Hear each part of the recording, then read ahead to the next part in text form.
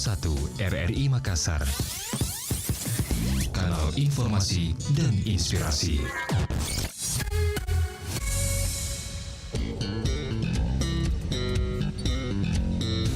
Pro1 RRI Makassar, kanal informasi dan inspirasi.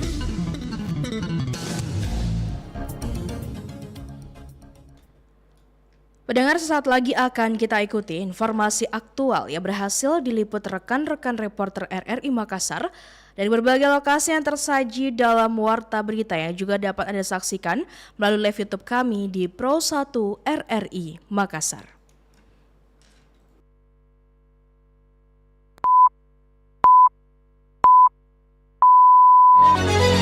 Pukul 6 waktu Indonesia Tengah, saatnya kita ikuti aneka informasi Sulawesi Selatan dalam Warta Berita. Kita akan membackup PDAM untuk menyalurkan air bersih dengan menggunakan armada yang ada. Sebagai pelaku UMKM, jika harga plastik tetap bertahan seperti ini termasuk cukup berat. Radio Republik Indonesia Makassar dengan Warta Berita dibacakan oleh Rizna Supratio. Sari Berita. Damkarmat Makassar siapkan armada guna membantu pendistribusian air bersih di wilayah terdampak kekeringan. Mahalnya harga plastik menyebabkan naiknya harga produk UMKM. Pendengar, berikut Warta Berita selengkapnya.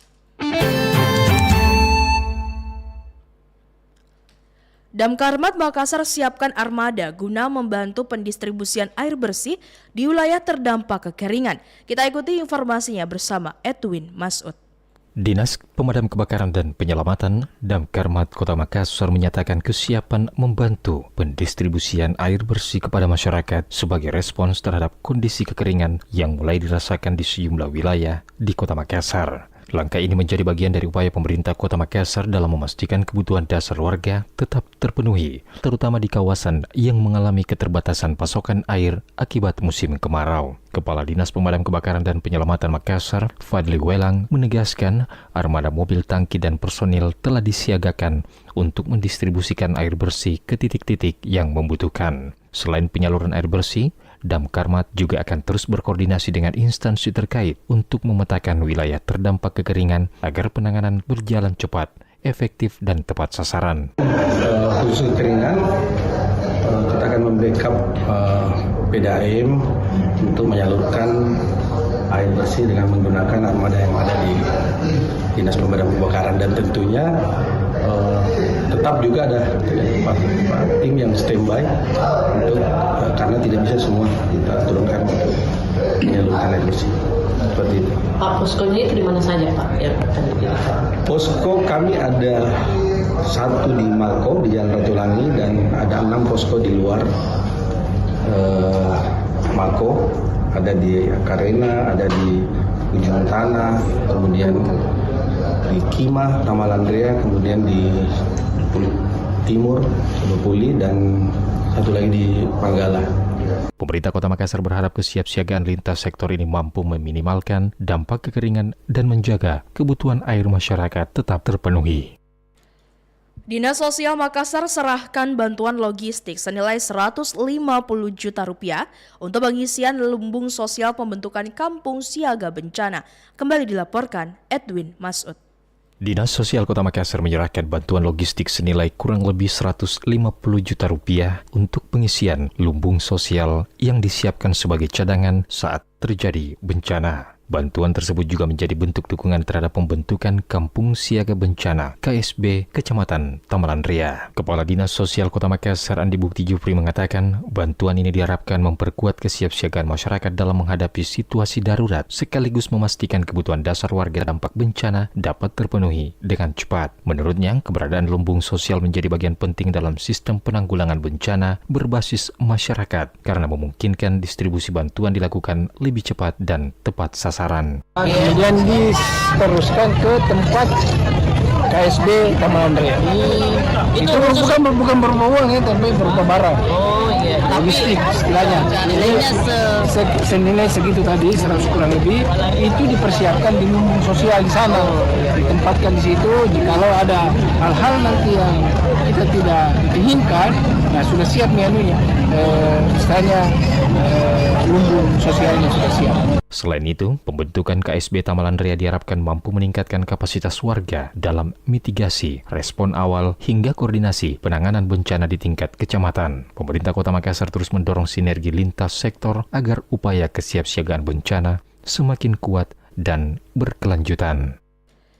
UMKM diminta melakukan penyesuaian produksi menyusul mahalnya harga plastik. Berikut laporan Iin Nurfah Raini. Naiknya harga plastik 40 hingga 60% memukul sektor UMKM dan membuat daya beli masyarakat menurun. Sekretaris Daerah Provinsi Sulawesi Selatan Jufri Rahman menjelaskan, meroketnya harga plastik disebabkan konflik Israel, Iran, dan Amerika Serikat. Berimbas sulitnya bahan baku plastik yang berasal dari bahan bakar fosil. Guna mengatasi hal ini, pemerintah daerah terus memantau perkembangan harga sebagai upaya menjaga stabilisasi. Meskipun intervensi langsung terhadap harga bahan baku global memiliki keterbatasan. Lebih jauh, Jufri Rahman menyatakan, dengan kondisi sekarang solusi paling sederhana bagi UMKM dengan melakukan penyesuaian produk. Sejauh ini Pemprov Sulsel masih menunggu petunjuk dari pemerintah pusat. Ia pun mengakui Pemprov Sulsel tidak bisa berbuat banyak karena kondisi fiskal juga sedang tidak baik-baik saja. Dan kalau itu harganya bergerak naik, pasti mempengaruhi UMKM. Solusi yang paling sederhana yang dilakukan adalah menyesuaikan harga produk UMKM sesuai dengan kenaikan harga bahan baku atau bahan pendukung itu. Seperti itu. Kalau apa yang kita akan lakukan selanjutnya, kita wait and see.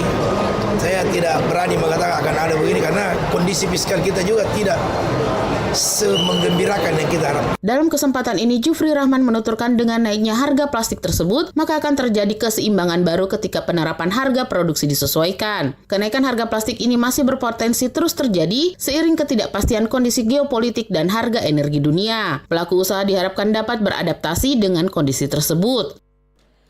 Pendengar, mahalnya harga plastik menyebabkan naiknya harga produk UMKM. Selengkapnya dilaporkan Kiswanti Ruslia. Kenaikan harga plastik membuat pelaku usaha mikro, kecil, dan menengah UMKM menjerit. Bagaimana tidak, naiknya harga plastik mempengaruhi minat atau daya beli masyarakat lantaran pelaku usaha ikut menaikkan harga produk yang dijual. Seperti seorang pelaku UMKM sekaligus owner kedai kue Ritus 88, Esar Fitriani Usman mengaku sangat terdampak akibat kenaikan harga plastik sebab omsetnya menurun hingga 15%. Ia memperkirakan jika harga plastik bertahan di harga yang sama seperti ini, maka potensi UMKM gulung tikar bisa terjadi. Di sisi lain, Esar menyebut kenaikan harga plastik ini cukup signifikan, yakni 40-50% dari harga sebelumnya. Sebagai pelaku UMKM, jika harga plastik tetap bertahan seperti ini termasuk cukup berat buat kami para pelaku UMKM. Karena otomatis dengan kenaikan harga plastik ini, kami harus merevisi semua harga HPP kami, dan itu akan mengakibatkan semua kue yang kami produksi di kedai ini harus mengalami kenaikan.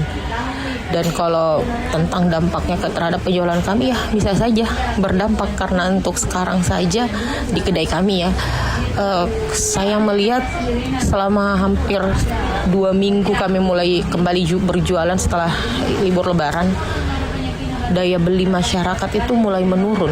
Sementara itu, warga Makassar Ika mengaku sudah menyiapkan tas belanja yang bukan sekali pakai setiap berbelanja di toko atau pasar. Menurutnya ini efektif untuk menekan sampah plastik. Saya setuju kalau kita diharuskan membawa sendiri tote bag atau paper bag dari rumah karena lebih efisien dan lebih ramah lingkungan. Sedangkan kalau plastik kan itu dapat mencemari lingkungan, terus susah terurai. Jadi memang saya setuju dan merekomendasikan hal itu. Adapun kenaikan harga plastik yang terjadi di Indonesia termasuk di Makassar didorong oleh gangguan pasokan bahan baku nafta akibat konflik di Timur Tengah. Kenaikan harga plastik dikeluhkan banyak UMKM seperti diungkapkan Rasmila selaku produsen pembuat olahan ikan UMKM Az-Zahra Pangkep dalam wawancara sorotan yang dipandu Alpianus Baka.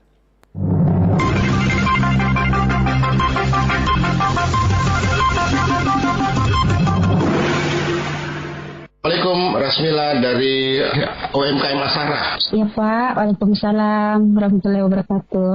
Ya, Ibu Rasmila, beberapa waktu terakhir ini kan ada kenaikan dengan harga plastik begitu. Nah, apa ini ada pengaruhnya terhadap usaha dari Az-Zahra ini? Baik Pak, sangat berpengaruh Pak, karena mengingat usaha kita kan sangat butuh yang namanya plastik. Dengan kenaikan harga ini, usaha kita memang produksinya makin meningkat, sehingga mau tidak mau harga jual terhadap produk juga kita naikkan, soalnya plastiknya juga naik. Boleh disebutkan berapa rata-rata kenaikan harga plastik? Kalau dulu mungkin beberapa waktu lalu itu masih bisa dibeli dengan harga berapa, kemudian sekarang itu dibeli dengan harga berapa begitu untuk plastik kemasan yang digunakan oleh UMKM Az-Zahra ini? Plastik kemasan kemarin kita beli dengan harga 16.000, sekarang kita beli dengan harga 27.000. 27.000. Artinya biaya produksi meningkat ya? Ya, biaya produksi meningkat. Okay. Walaupun mungkin pesanan alhamdulillah sekarang itu banyak, tapi ya gitu. Plastiknya juga naik. Oke. Dengan adanya kenaikan harga plastik ini, apakah dari Az-Zahra sendiri untuk produk-produknya itu ada menaikkan harga tidak? Dinaikkan Pak, karena sesuai perhitungannya. Yeah. Karena kalau tidak dinaikkan ya tidak bisa kita jual juga. Oke. Itu kisaran harga yang dinaikkan itu berapa persen kira-kira? Ya sekitar 5%, Pak. 5%. Nah, sejauh ini saat UMKM Az-Zahra menaikkan harga dari produk yang berupa ikan dan lain sebagainya ini, apakah ada komplain begitu dari pelanggan dari UMKM Az-Zahra ini? Alhamdulillah sejauh ini Pak nggak ada, soalnya semua orang pada tahu kan bahwa plastik sekarang harganya sudah naik.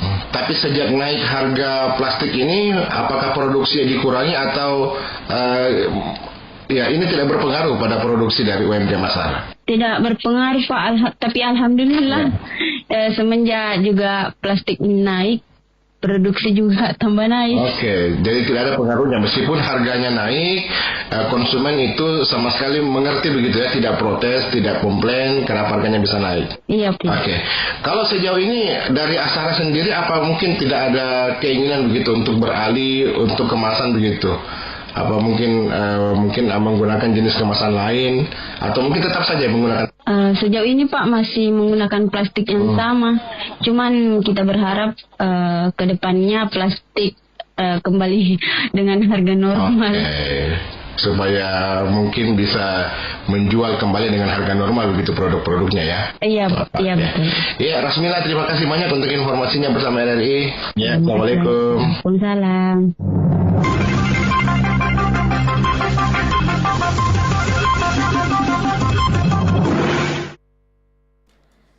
Pendengar dan pemirsa, transaksi non-tunai masih dominan. Bank Indonesia minta pemerintah daerah terapkan digitalisasi retribusi. Berikut kita ikuti laporan Iin Nurfah Raini. Bank Indonesia mengharapkan pemerintah daerah menerapkan sistem digitalisasi dalam pembayaran retribusi guna mengubah transaksi menjadi non-tunai berbasis digital. Hal ini diungkapkan Deputi Perwakilan Bank Indonesia Provinsi Sulawesi Selatan Riki Satria. Ia menjelaskan, pemerintah daerah saat ini telah menggunakan sistem transaksi tunai untuk pembayaran pajak. Lebih jauh, Riki menyatakan saat ini hanya sebagian daerah yang menerapkan tetapi belum merata, seperti retribusi sampah, air minum, parkir, tempat wisata, dan eksportasi yang masih menggunakan transaksi tunai. Riki mengakui beberapa kendala dalam menerapkan sistem digitalisasi non-tunai, diantaranya masyarakat yang masih membutuhkan edukasi. Kabupaten retribusi yang masih banyak tunainya. Itu cukup banyak potensi-potensi baru maupun yang existing kita digitalkan itu banyak. Berarti daerah masih belum secara digital belum menerapkan. Udah mulai satu-satu, tapi belum merata.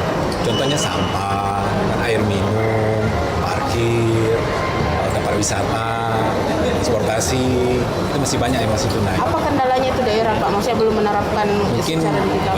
Belum tahu caranya, masyarakat belum diedukasi, terus caranya seperti apa, termasuk mungkin ada regulasi. Sementara itu, Sekretaris Daerah Provinsi Sulawesi Selatan Jufri Rahman menjelaskan, pemerintah daerah di Provinsi Sulawesi Selatan telah menerapkan sistem transaksi digital. Namun diakuinya, salah satu kendala terjadi pada minimnya literasi masyarakat. Kenapa belum maksimal itu pelaksananya? Itu yang disampaikan literasi. Yang kedua regulasi. Ketiga fasilitas memang belum mendukung seperti itu. Di Sulsel sendiri bagaimana? Kita sudah berupaya menggunakan kerjasama dengan Sulselbar untuk transaksi cashless itu pada semua jenis layanan di perbankan. Jadi seperti untuk urusan gajinya pegawai, bahkan kita sekarang sudah mau menerapkan kartu kredit pemerintah daerah. Nah, sehingga nanti tidak perlu lagi para kepala UPD itu bawa uang cash. Jufri Rahman menambahkan pihaknya menggalakkan penerapan transaksi digital sebagai upaya mempermudah masyarakat dalam bertransaksi, terutama melakukan pembayaran seperti pajak. Anda masih mengikuti Warta Berita RRI Makassar. Wali Kota Makassar paparkan LKPJ APBD 2025 di paripurna DPRD Kota secara terbuka dan transparan. Kita ikuti informasinya bersama Khairuddin Borahim. Rapat paripurna pertama masa persidangan kedua tahun sidang 2025-2026 DPRD Kota Makassar digelar di ruang Pola Balai Kota Makassar kemarin. Agenda utama rapat tersebut adalah penyampaian laporan keterangan pertanggungjawaban atau LKPJ Wali Kota Makassar tahun anggaran 2025. Wali Kota Makassar Munafri Arifudin dalam sambutannya memaparkan pelaksanaan APBD tahun 2025 termasuk peraturan Wali Kota Makassar nomor 29 tahun 2025 tentang perubahan anggaran. Munafri menjelaskan LKPJ disusun berdasarkan urusan pemerintahan yang menjadi kewenangan pemerintah kota, mulai dari pelayanan dasar seperti pendidikan, kesehatan, pekerjaan umum, perumahan, ketentraman dan sosial, hingga urusan non-pelayanan dasar dan urusan pilihan. Ia menegaskan laporan tersebut merupakan gambaran capaian kinerja program dan kegiatan perangkat daerah selama tahun anggaran 2025 yang berpedoman pada misi Makassar unggul, inklusif, aman, dan berkelanjutan. Dari sisi lain, indikator makro pemerintah kota Makassar mencatat sejumlah capaian positif. Indeks pembangunan manusia meningkat menjadi 85,66%, angka kemiskinan turun 4,43%, sementara tingkat pengangguran terbuka menurun 0,11%. Dikatakan pertumbuhan ekonomi Kota Makassar tahun 2025 tercatat sebesar 5,34% secara tahunan dengan PDRB per kapita meningkat 6,22%, realisasi pendapatan daerah mencapai 98,87% dan belanja daerah sebesar 85,10% per 31 Desember 2025. Munafri berharap DPRD dapat memberikan masukan konstruktif untuk perbaikan kinerja ke depan. Pertama, bahwa laporan keterangan pertanggungjawaban LKPJ ini merupakan gambaran terkait pelaksanaan pembangunan dan capaian kinerja program dan kinerja kegiatan satuan perangkat daerah untuk tahun anggaran 2025. Tentu saja hal ini berpedoman pada visi Makassar unggul, inklusif, aman, dan berkelanjutan dengan penekanan pada peningkatan daya saing ekonomi, tata kelola pemerintahan yang transparan, infrastruktur ramah lingkungan, serta layanan dasar yang merata yang didukung oleh inovasi teknologi. Oleh karena itu, kami bersama seluruh jajaran eksekutif senantiasa berupaya secara maksimal untuk memberikan yang terbaik pada masyarakat sesuai kemampuan dan ketersediaan sumber daya yang dimiliki pemerintah Kota Makassar di masa pemerintahan saat ini. Sementara itu, Wakil Ketua 1 DPRD Makassar Suharmika menyatakan LKPJ tersebut disetujui untuk dibahas lebih lanjut oleh panitia khusus. Tahun anggaran 2025 disetujui dibahas oleh Pansus. Saya ulang sekali lagi, setuju? Rapat paripurna kemudian ditutup dan dilanjutkan dengan agenda pembentukan pansus pembahasan LKPJ. Demikian Khairuddin Borahim melaporkan untuk RRI Makassar. DPRD Makassar dorong Perda tegas atasi gudang dalam kota dan truk siang hari. Kembali dilaporkan Khairuddin Borahim. Wali Kota dan DPRD Kota Makassar kembali menyoroti aktivitas gudang dalam kota yang masih beroperasi pada siang hari. Anggota DPRD Makassar dari fraksi PKB Basdir menegaskan persoalan ini sudah berulang sejak lama dan belum menemukan solusi tegas. Saat ditemui di kantor Balai Kota Makassar sebelum rapat paripurna kemarin, Basdir mengatakan DPRD tengah menyiapkan solusi jangka panjang melalui pembentukan peraturan daerah atau Perda. Pasalnya selama ini aturan pergudangan diatur lewat perwali tanpa sanksi tegas untuk jangka pendek. Ia meminta camat, dinas Perhubungan dan Satpol PP menindak tegas truk bongkar muat di dalam kota, khususnya di Jalan Gatot Subroto dan Teguh Umar. Basdir menyebut aktivitas tersebut memicu kecelakaan, kemacetan hingga kerusakan jalan. Persoalan yang berulang, ini persoalan yang dari tahun ke tahun tidak pernah ada penyelesaian. Sejak saya periode pertama jadi anggota DPR sampai dengan hari ini itu belum ada penyelesaian. Nah sekarang ada dua hal yang kita lakukan di DPR. Untuk solusi jangka panjangnya kita bikin peraturan daerah yang tahun ini akan insya Allah kita tuntaskan. Basdir optimistis dengan perda yang memuat sanksi hingga pencabutan izin gudang dalam kota dapat dipindahkan ke kawasan pergudangan di Biringkanaya dan Tamalan Raya. Kejurda Karate Sulsel diikuti 1.457 atlet pertandingan 79 kelas. Berikut dilaporkan Amanda Salsabila. Kejuaraan daerah atau Kejurda Sulawesi Selatan resmi akan digelar mulai Kamis 16 April tahun 2026 di GOR Universitas Hasanuddin Makassar. Kegiatan ini dijadwalkan berlangsung selama 3 hari dari tanggal 16 hingga 18 April mendatang. Sekretaris Umum Forki Sulawesi Selatan Syahrir Siregar menyampaikan kejuaraan kali ini akan dibuka langsung oleh Ketua Forki Sulawesi Selatan Dr. Anwar Muskara. Pembukaan ini rencananya berlangsung pada pukul 13 waktu Indonesia Tengah. Jumlah peserta yang terdaftar hingga Rabu pagi mencapai 1.457 atlet. Namun pihak panitia belum merinci secara detail komposisi peserta putra dan putri. Berbeda dengan Open Turnamen, Kejurda ini membatasi jumlah peserta. Dibuka langsung oleh Ketua Forki Sulawesi Selatan Bapak Dr. Anwar Muskara MKes. Rencananya dibuka jam 13, jadi kita mulai besok hari Kamis tanggal 16 di Gorunhas.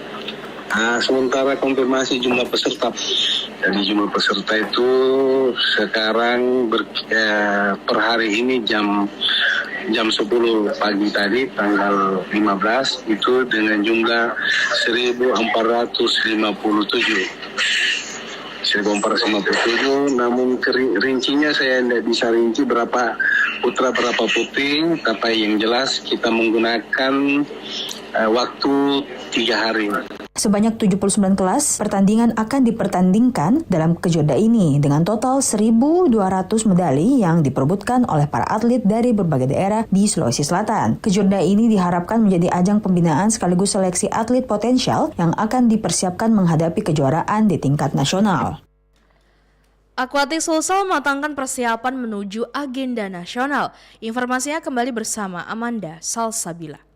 Pengurus cabang olahraga akuatik Sulawesi Selatan terus mematangkan persiapan atlet dalam menghadapi 2 agenda nasional yang akan digelar tahun ini. 2 kejuaraan tersebut yakni Indonesia Open yang biasanya berlangsung pada pertengahan tahun serta Festival Akuatik Indonesia yang dijadwalkan pada akhir tahun. Sekretaris Umum Akuatik Sulawesi Selatan Agus Ismail mengatakan, kedua ajang tersebut menjadi target penting dalam pembinaan atlet, sekaligus sebagai sarana evaluasi kemampuan di tingkat nasional. Rancangan program kerja untuk 1 tahun ke depan yang intinya adalah 2 kegiatan besar. Pertama adalah Kurprop mudah-mudahan berjalan, dan yang kedua adalah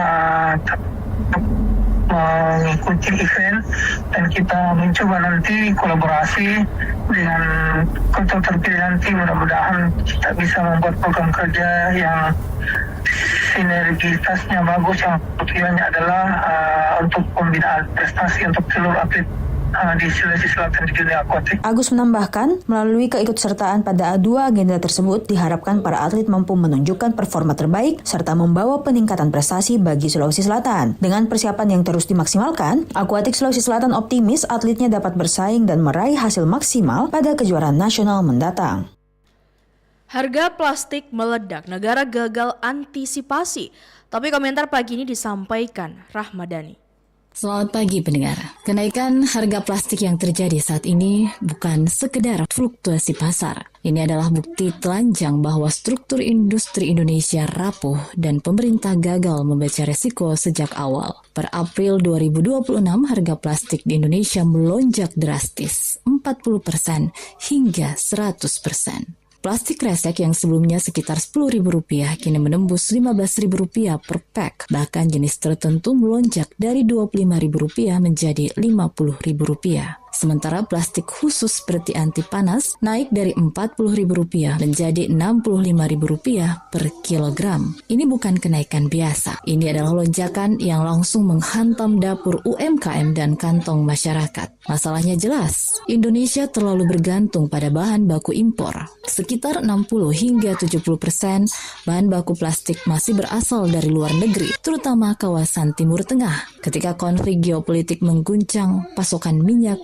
dan nafta, bahan utama plastik, Indonesia tidak punya bantalan. Harga global naik, kita ikut terseret tanpa perlindungan. Menurut anggota Komisi 7 DPR, tekanan ini bahkan sudah turun hingga ke usaha kecil. Ia memperingatkan bahwa kenaikan biaya plastik ini bukan lagi isu industri besar, tetapi sudah menjadi beban langsung UMKM dan ekonomi lokal. Pernyataan ini seharusnya menjadi alarm keras. Namun, yang terjadi justru sebaliknya. Respon kebijakan nyaris tidak terdengar. Padahal akar masalahnya sudah lama diketahui. Plastik adalah produk turunan minyak. Ketika harga minyak naik atau distribusi terganggu seperti akibat konflik di Timur Tengah, harga plastik pasti ikut melonjak. Artinya, krisis ini bukan kejutan. Ini adalah resiko yang bisa diprediksi, yang mengkhawatirkan dampaknya bersifat berantai. UMKM terpaksa menaikkan harga atau menurunkan kualitas, industri menekan produksi. Konsumen membayar lebih mahal untuk produk yang sama, bahkan seringkali dengan ukuran yang lebih kecil. Lebih ironis lagi, di tengah krisis ini Indonesia masih belum serius membangun kemandirian industri petrokimia atau mendorong substitusi bahan ramah lingkungan secara masif. Padahal momentum sudah ada. Namun tanpa keberanian kebijakan, semua itu hanya akan menjadi wacana. Kita sedang melihat pola yang berulang ketika harga murah kita abai. Ketika harga melonjak, kita panik. Dan di tengah siklus itu, rakyat kecil selalu menjadi pihak yang paling. Kenaikan harga plastik hari ini bukan hanya soal ekonomi. Ini adalah cerminan kegagalan tata kelola dan Sekian Warta Berita Radio Republik Indonesia Makassar. Anda juga dapat mengakses siaran RRI Makassar melalui RRI Digital yang dapat di-download melalui Play Store dan juga App Store di handphone Anda.